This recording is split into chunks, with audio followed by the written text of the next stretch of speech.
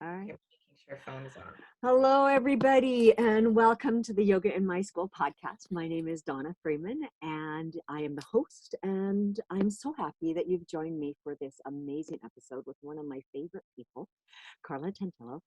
And she is the founder of Mindful Practices, and they do amazing, incredible work based out of Chicago, yes? Yes, yes. Hey, I was like, racking the memory here. It's like, You have so many friends. You have so many. Your network is so big. I'm impressed you got Chicago. but she works like countrywide and does a really incredible work with schools, with training and offering professional development, as well as support for parents. And I've been really, really impressed with the offerings that she's her organization has been coming out with during this COVID situation that we've all been experiencing. And she's got me thinking. Her emails have got me thinking. So I reached out and I said, Carla, hey, you got a little bit of time. I know you're busy, but you got a little bit of time to chat with us all about SEL, self-care, and maybe we might even get into a little bit about re-entry and some of the things that we should be considering when, because I know a lot of places, the governments are starting to say we can get back into things little bit by little bit. And some people are really hesitant and some people are like, yes, please. So there's Right. lots going on right now in our worlds. And I think Carly is an amazing person that we can pick her brain and find out how we can, some best practices personally, best practices professionally, and all that kind of good stuff. So this is the Yoga in My School podcast. It's all things kid yoga, mindfulness, youth, school, home, all that kind of goodness. I'm so glad you're here. And without further ado, welcome, Carla. Thank you so much for having me. I'm so honored, my friend. You have been this just amazing connective tissue for all of us. The yoga in schools community can be really kind of, oh, you're doing this thing and you're doing that, and you're just. I so appreciate your vision of bringing folks together to share their messages, to share best practices. So thank you for this opportunity. Again, it's my honor. It is a delight. Yeah, Carla and I go way back. Like I Wait. can't remember when we first connected. Now I grabbed my Kripalu mug because I was like, was it Kripalu? But maybe before, I think it's before that, right? Before that. Yeah. Before that. So, Right. we've been around the block a little bit. We have. Yes, we have. We were doing this yoga in school stuff, right, for a while. In the olden days. The olden days. When everyone was like, why would you do that? Like, I don't understand.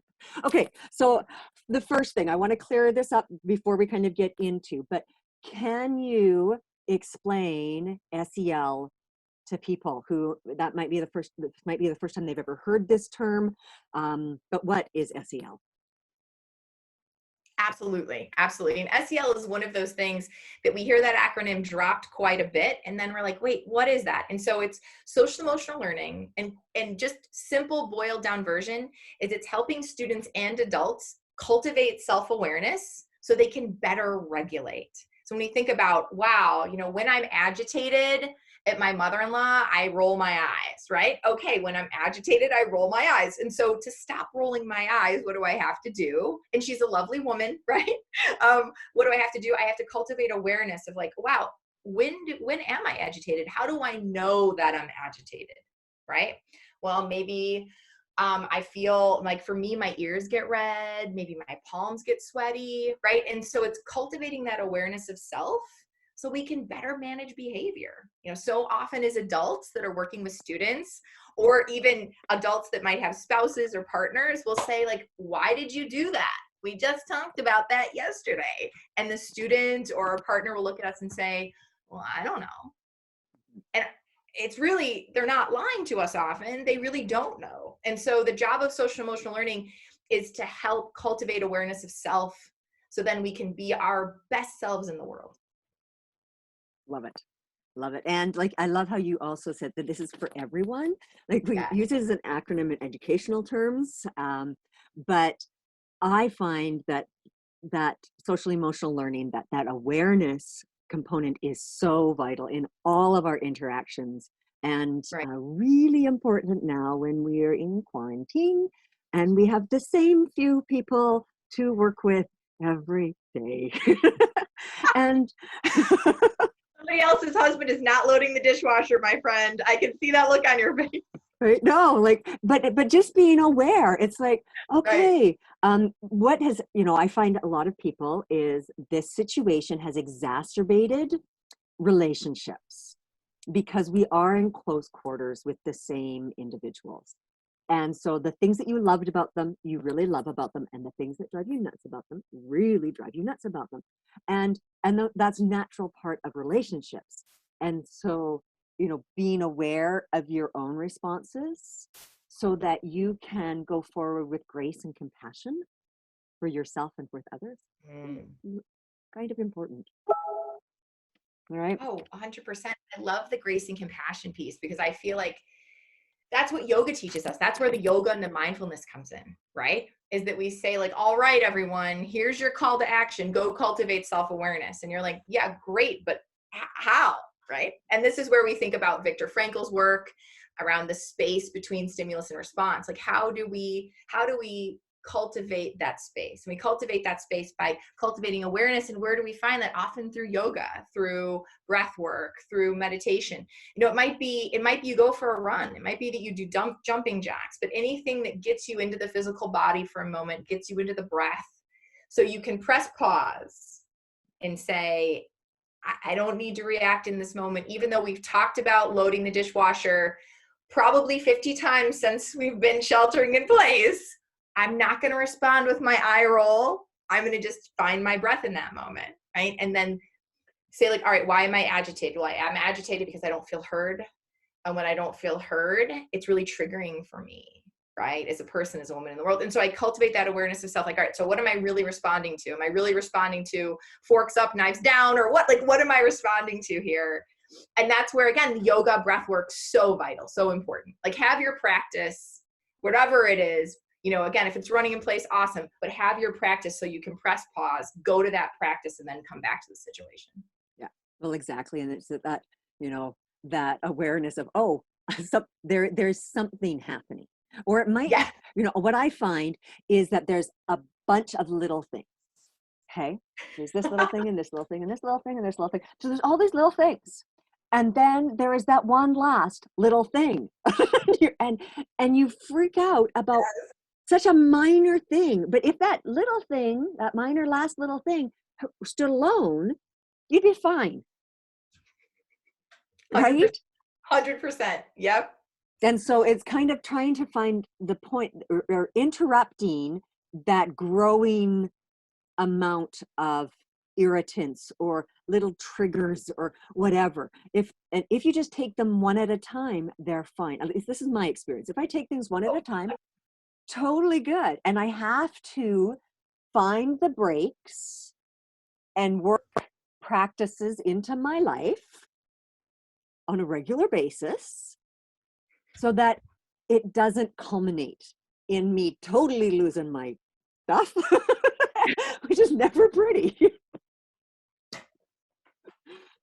So this is absolutely the case. And I love that you're saying this out loud because you're giving us permission to be who we are right now as like parents who are living again with or folks who are living in close quarters or even being alone. It's tough. Like so I have a 5-year-old now and a 2.5-year-old, and we're living with my mom because my mom has a house. We're in the city in Chicago in an apartment, and I needed a backyard for the kids. So my parents graciously said, bring this crew, to the burbs. So here we are. And my mom, oh yeah, like she has tulips in her backyard, all things that the kids are going to destroy. And so we have a bunch of balls and stuff in the backyard. The kids are playing. And I'm like, all right, don't kick the ball in grandma's tulips. Don't kick the ball in grandma's tulips. So I tell the 2.5-year-old 3 times, don't kick the ball in grandma's tulips. So you know what's going to happen. So the 5-year-old does, right? And I lose it. And I'm like, Daddy, right? And I'm like, time out. So I put her in a timeout, right? And we talk through it. And she says to me, Mama, I don't think it's fair that I'm in a timeout because Remy kicked the ball into the tulips 3 times before I did. Now, this girl is right, but I had just had it. I'd had it. It was the fourth time. My poor mom, she's already dealing with this crew who's overtaken her house. Now her Tulip bed is trashed. And it's like, and I was like, oh my gosh, right.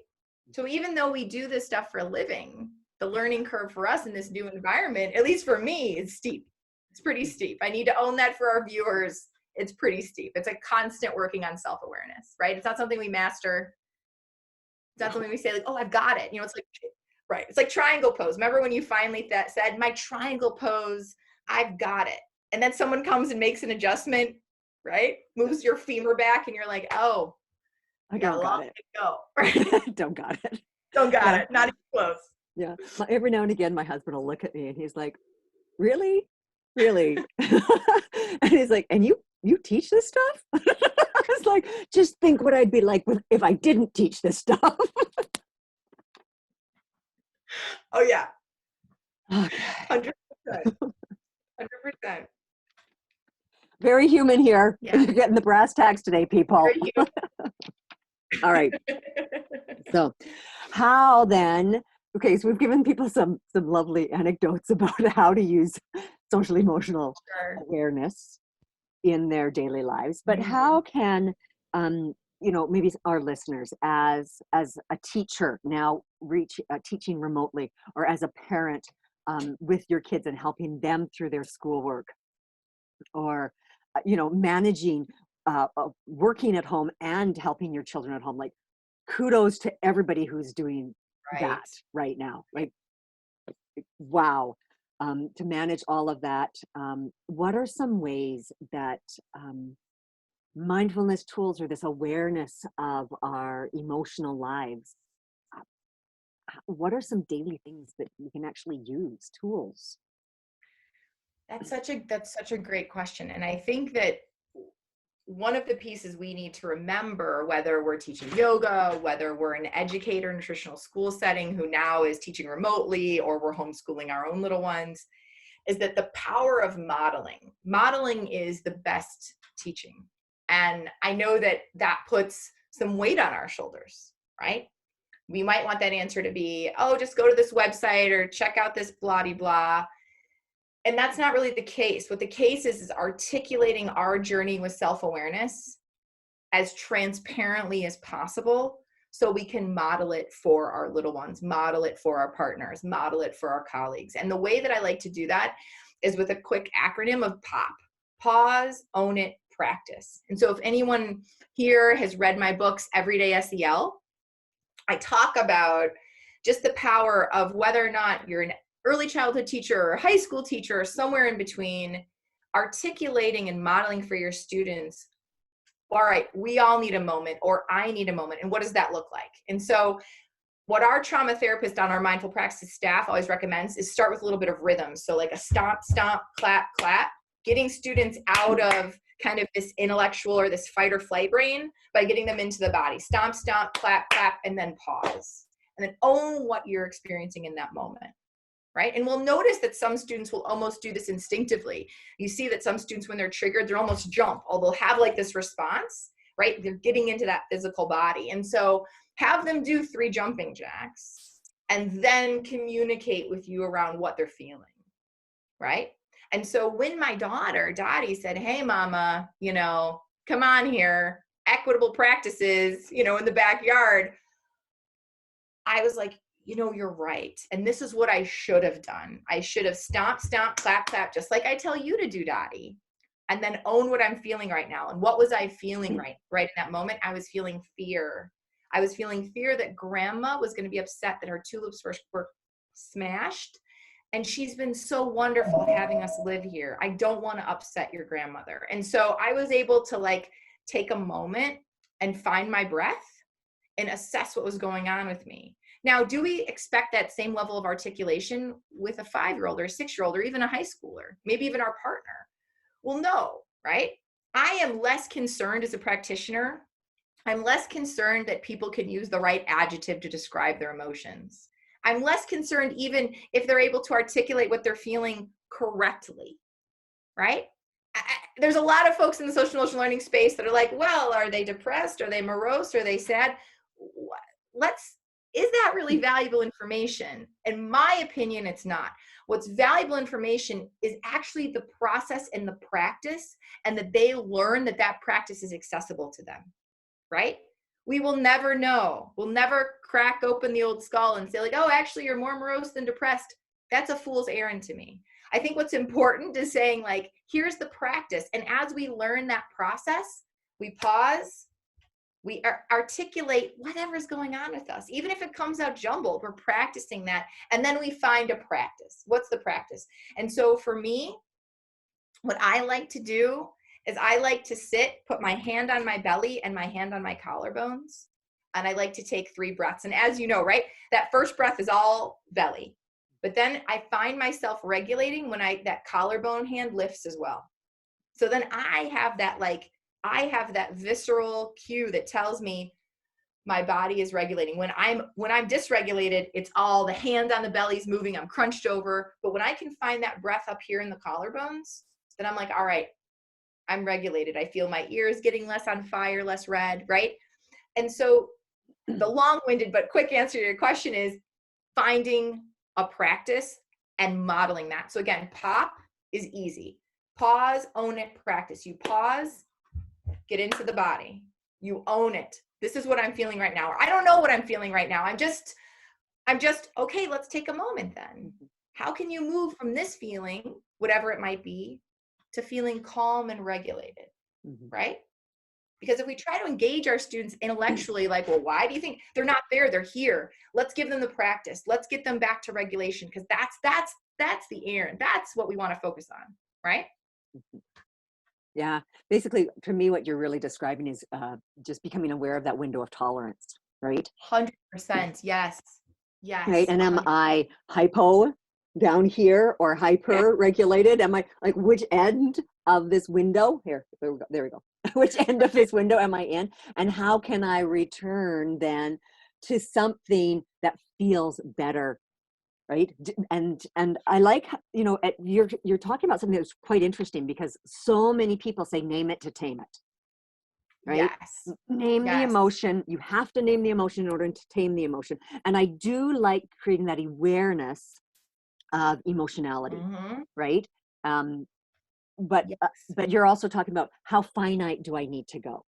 And the work that I do, sometimes we do need to go finite, or to just figure out exactly, oh, there it is. Sometimes that's really a valuable practice, but sometimes it takes a while, and you need to get regulated before you can take the while. Right. And I think that's the problem, is that, while I love name it tame because it's catchy and we can all do it, then we name it, but what's the practice, right?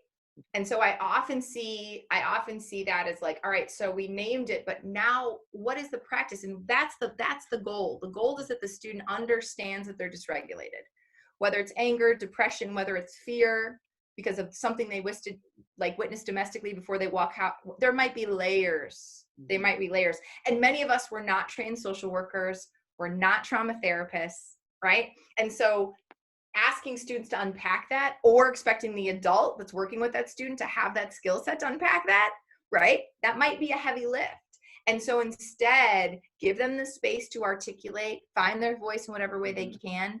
As you just mentioned so wisely, my friend, like that's probably going to be another conversation, and then another conversation, right? It's going to be a journey. But what we do is we welcome that journey, and then we always have a practice. And so once I've named it, now, what is my practice? What do I do when I'm dysregulated? And we've worked with a lot of school districts in New Hampshire where the opioid epidemic is rampant. And we see a lot of students whose self-soothing or self-coping mechanisms are what is modeled for them at home. And so the work of the classroom teachers there, who are amazing and resilient, by the way, is to say, like, when you find yourself needing to be soothed, when you find yourself dysregulated, here are 5 other practices, right? It might be a little bit healthier. Right, that might be a little bit healthier, that are accessible to you all the time, like breath work or doodling or writing what's frustrating down and ripping it up, right?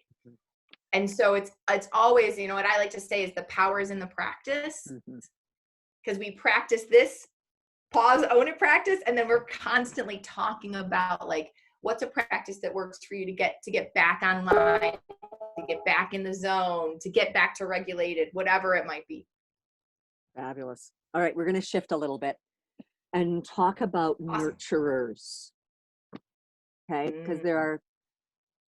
there's an entire group of people, whether it's their career or whether Right. they do it because they're in that situation now, and some people just do it naturally, but they're Yep. nurturers and they're caretakers. And kudos to everybody who's on the front line right now. Like, wow, Right. Wow. amazing work is happening, and people are really like, you think some of the caretakers, yes, you love people and you serve people, but now it's like you love people, you serve people, and you're putting your life on the line every day, Right. right?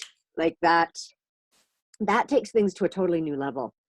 And so whether it's that level of nurturing, that it is their career and that type of thing, or whether we're nurturing in our home or nurturing within our friend group, right? There are Mm-hmm. nurturers. And with Mother's Day coming up this weekend, like, hats off. For me, a mother is a nurturer. I've had many mothers. I have one biological mother, my dear mama. I love her to death, but I've had many mothers. I've been an exchange student. I had mothers who took care of me overseas when I was young. I traveled extensively, and there were mothers and angels in my life as I traveled who kept me safe. Um, so what are some self-care practices for our nurturers, who might be experiencing burnout, who might wonder if it's worth it, who might just need their cup filled? What can they do? What can we do for them and to reciprocate? And thank you for that. That's such a tender framing. And I so appreciate that. And there are these amazing women that show up in our lives, right? In both the traditional and the non-traditional sense. And so I love that you're saying that out loud. Thank you. Thank you. Because it's such a reminder for all of us to celebrate those women too, right? Those powerful people who've showed up. So I think one of the pieces is that we often feel the strong sense of appreciation for people in our lives, yet don't take the time to put words to paper or to send that text. And I think that what has happened is that these exchanges have become almost, I don't want to say trivialized because that's too strong and that would give some negative intention, but really like it's become like two kissy face heart emojis, right? Instead of maybe 3 sentences around what you mean to me. And so what I would strongly encourage is for us to think about offering ways to fill someone's tank, offering ways to help before we're asked, and just say, these are some ways that you have made an impact, whether you're a daughter, whether you're a friend, whether you're talking with your teacher, with your, whatever that situation may be. These are some ways that you've made an impact. And I would love for you to print out this email or write out this text and put it on a Post-it note and put it on your mirror for the next 3 days. Because I want you to see my words and how much you mean to me and how much you've impacted me, right? And almost like giving them this thing, because what happens is we see the text in our lives right now, or we see the email come through. And a phone call is great, but I would also give it to them in a written way, right? So you could call and read it to them, but then you also give it to them in a way, and then you say them like, I want these words to be present for you. I want them to put them in your bathroom mirror. Have them there, because we want them to stick, right? And I think, Nietzsche said that when we write things down, they become a tangible, real thing in the world, right? It's this thing that's no longer just a thought. Now it lives somewhere on paper or lives someplace. And that's what I think we want. And little gifts. Like one of my friends, her husband, her father-in-law, and her uncle all had COVID. And she was talking about how before she could even ask, food was coming to the house. Amazon deliveries or Grubhub was just coming to the house. And I remember thinking, gosh, I wish I did that for her. And instead, what did I do? I sent her a text. I was like, we're here if you need anything, with a heart emoji. I should have sent some damn food because, and so there's like the thing of like, I meant it. And if she would have said, yes, if you can plan dinner for 6 and blah, blah, blah, blah, blah.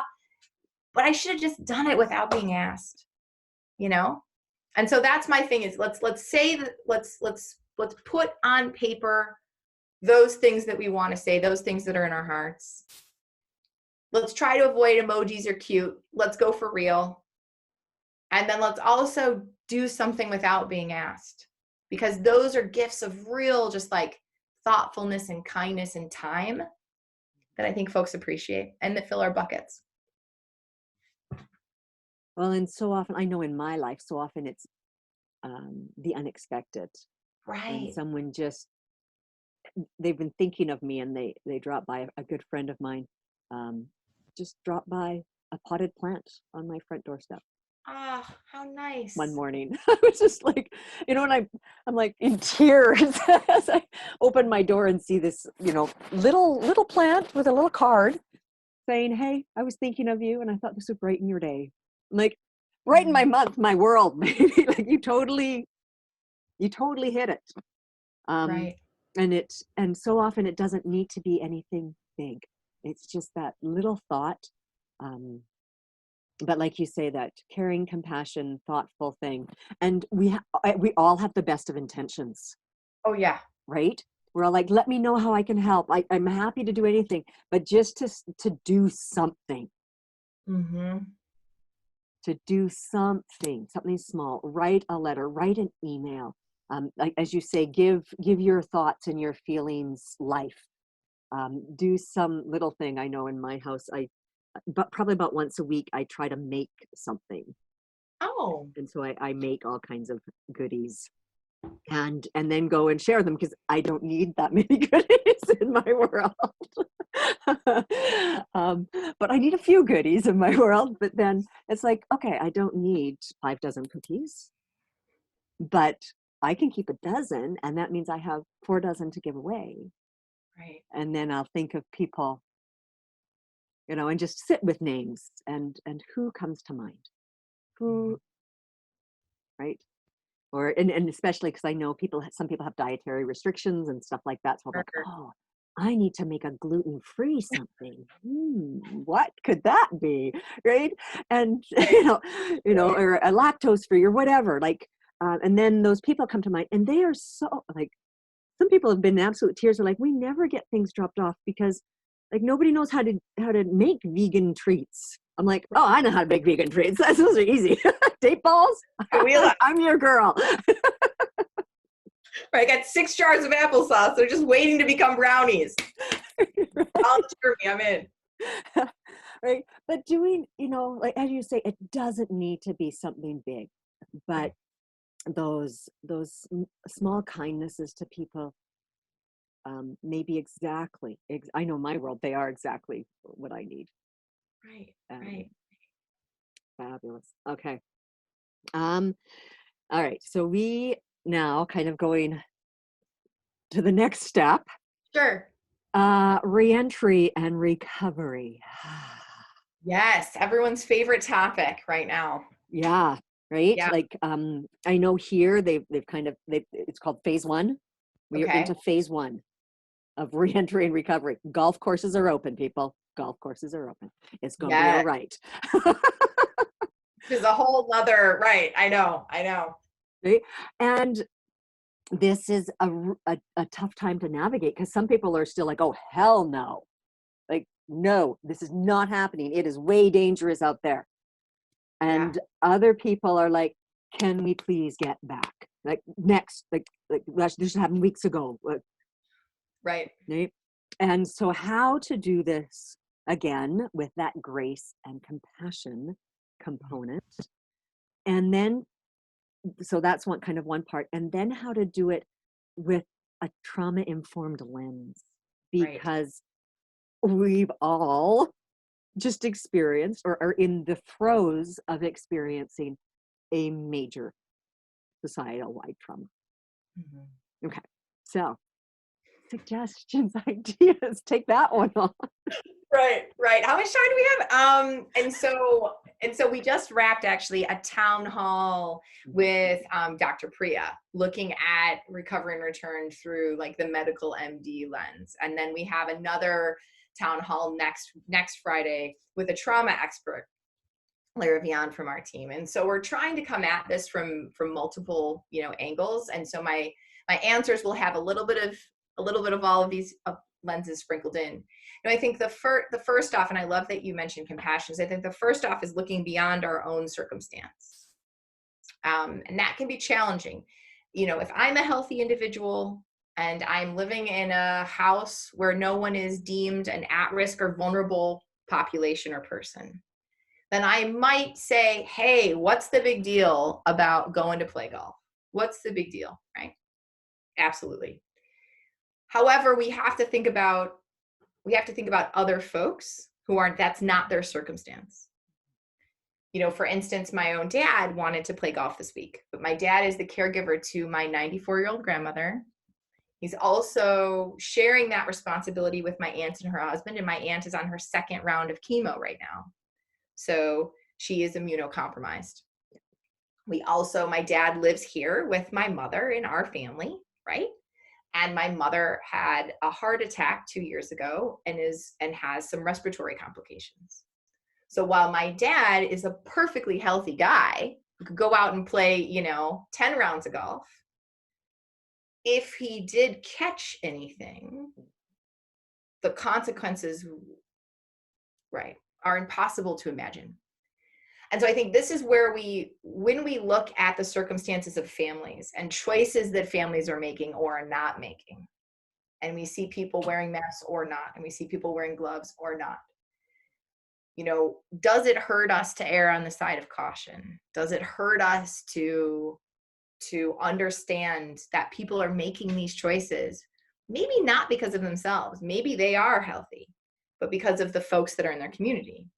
When we think about schools reopening and we think about recovery and return plans, and so my organization, Mindful Practices, is we have a recovery team. Our trauma therapist is on there, right? Our doctor is on there, and we're working with school districts across the globe on these recovery and return plans. When we think about this work, let's think, for instance, of a scenario where students are re-entering the building when they come back in. Let's say your school has 800 students.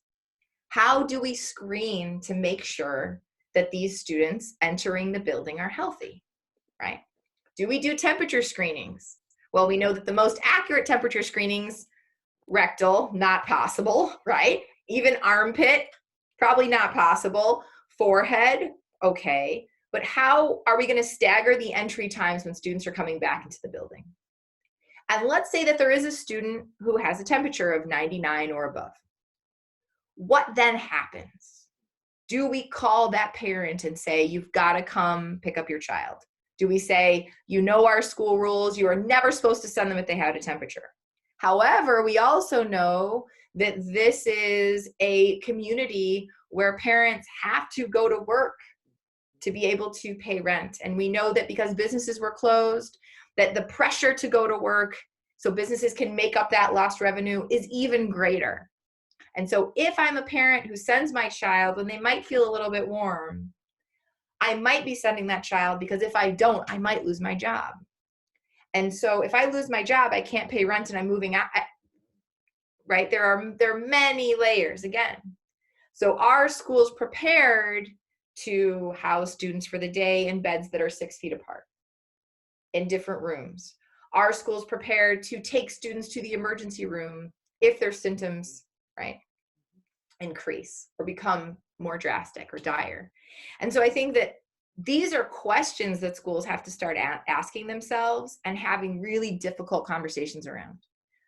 What information are we pushing out to our schools, to the parents, to the educators? If I'm an educator and my daughter is compromised, let's say that my daughter has asthma, do I go to work or do I stay home with my daughter? right? I Mhm. feel called to both. I feel called to go to work. I feel called to serve my school community, especially after if schools have been closed. However, what would happen to my daughter? Now that assumes that I don't have to go to work to pay my bills, right? That assumes that I have a husband or a partner whose job can support our family. If that's not the case, what happens? And so there's many layers here. And I think that we have to think through as many of these scenarios as possible. And we need to have as many thought partners from our school community at the table to do so. You know, I've been a big proponent forever of educating paraprofessionals, teaching assistants, SECAs, SPED professionals in social emotional learning, right? Of bringing these important frontline folks to the table as part of these school conversations. I think that is more important now than ever. Bringing parents to the tables, have Zoom calls with folks from your school community, with students, and say, hey, these are the really difficult questions that we need to talk through. We're not going to have answers today, but I'd love to hear everyone's thoughts on this. Now, these are hard conversations to have. These are hard conversations to have, but let's have them, and let's have them now. Let's not have them when we have the teacher who's pregnant and says, I just don't feel safe coming to work, and we don't have a game plan, and we don't have a practice that's equitable, right? How do we determine and how do we define vulnerable populations, both in the adults and in students? How do we push that information out to families in an equitable way? Not all families have Wi-Fi. Not all families have access to technology. Some families are doing meal pickup. How are we getting those resources to those families now? And then to think about the trauma-informed lens, you know, suicide rates in the United States have been going up historically, especially with our middle school and high school populations. Those rates pre-existed COVID. Those students were often reliant, when we think about tier 2 or tier 3 learners, those students were often reliant upon mental health supports provided to them in the school setting. Now, many of those students, especially those tier 2 students, have fallen through the cracks. What have we done? The biggest piece, I think, is to capture authentic student voice as much as possible. And I don't mean like give everybody a survey. I mean often, once a day, once a week, check in with your students. Now, our tool, and you know, we have a tech arm, an ed tech arm as well.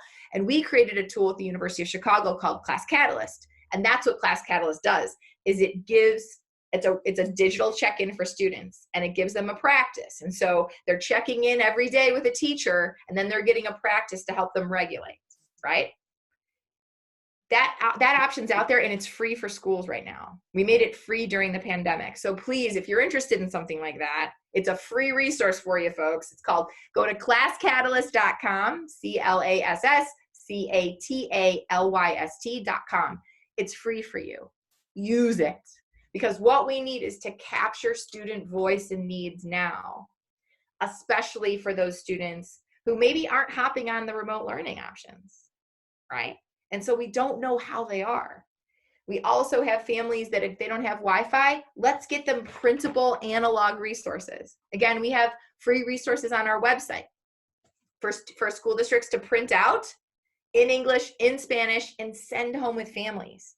Because we can't just start thinking about the mental health needs of students once they're back in the schoolhouse doors. We need to think about those mental health needs now and who we've missed now. One more piece is thinking about too, often when we think about social emotional learning or trauma, we see it as like a crisis intervention. This is a pants on fire situation. The house is burning down. Now let's punt some support to the student and their family. That system won't work anymore. It never really worked, let's be honest, because if it did work, our suicide rates wouldn't be going up, our attendance rates wouldn't be going down, our teacher attrition rates wouldn't be going up. It never worked. Now is the time and the opportunity to change the system. We have to realize that those students that were our tier 1 learners, our kids, they're like, they're always fine, good home. We don't have to worry about those kids. Those kids, as you say, have experienced collective trauma now. And so the old list at school of like, these kids we worry about, these kids we really worry about, and these kids are quote unquote fine. No one's fine right now. And so we need those mental health support and that student voice, those check-ins now to be able to accurately create trauma-skilled practices for all adults in the school building who support those kids in the fall. Yeah. Well, and that's on the huge assumption that we're back to school in the fall, Oh my right? God, right. Right. The recovery and return work we're doing with schools right now, we're thinking of a couple different phases, a couple different options, right? That schools do go back into session, that they go back into session.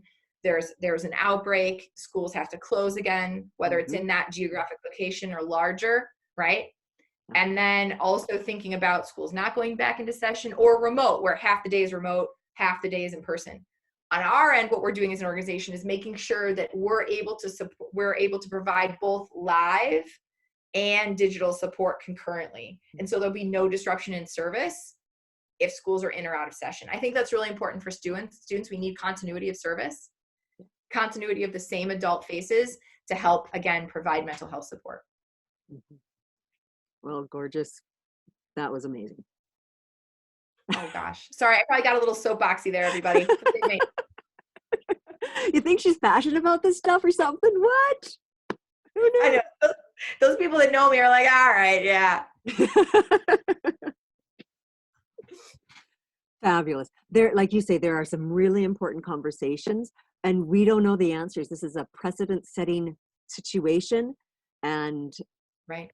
to allow the process to unfurl, but to be asking the questions and not just expect, we're just going to step back into what it was. It's like, let's recognize what's happening. Let's reach out. I love the fact you recognize that we're all in this together. Everyone who's fine. It's like, I think I'm fine, and then I have a crappy day. It's like, oh yeah, so not fine. Like, I have skills, I have tools. What does that even mean? Right? Yeah, right. Just that we all need support right now. We all need extra tools, extra attention. Those sweet little things. It doesn't need to be much. But to think of your neighbors, to think of the ones that you're living with and what you can do for them to help them and love them. I think this is such a wonderful opportunity for us to find personal and societal compassion when we look beyond ourselves. 100%. Right? 100%. Oh, I love your words. All right, my dear. Thank you so much. I know you're busy. I know you are serving so many school districts and students and professionals. Thank you for the work that you're doing, and keep it up. Thank you so much for having me again. It's been such an honor. And please, everyone, feel free to reach out. I'm available to you at any time to reach me. It's Carla, C-A-R-L-A .p@classcatalyst.com. That's Carla, C-A-R-L-A .p@classcatalyst.com. And please, if you're interested in the pop check, my book, Everyday SEL, is available, and the publisher is really awesome, Routledge, about giving bulk discounts for schools. And so give me a holler and they'll shoot you a bulk discount. They're really an amazing publisher. So a lot of school districts want like the early childhood version or the elementary version. Please give me a holler. They're great about those discounts. Fabulous. Fabulous. Yep. And your Cooling Down the Classroom book is just, I recommend it all the time to people. I'm like, you see this one? You'll want this one. So yeah, check out Carla, check out Mindful Practices and all that she's doing, and definitely get that Class Catalyst, people. Like, that is incredible. Thank you for all that you do and continue to do for us. So much. It's an honor. All right. Thank you, everybody, for listening or for watching. If you're watching this on YouTube, it is a delight. Send us some likes, some love. We talk about the emojis, but yeah, we like emojis too. They're awesome. And share. If while we were talking, someone or an organization came to mind, please share this with them so that they can benefit as well from Carla's expertise and her insights. She is a treasure trove, an absolute treasure in our industry and for schools. Hi. Happy Mother's Day, my dear. You too. You too. You too. You're motivating me to get on that, to write some cards and get to my mothers and my non-traditional mothers as well. So Yeah. thank you, love. I'll take care. Bye-bye. All right. My name is Donna Freeman, and this is the Yoga in My School podcast. Take care. Bye-bye.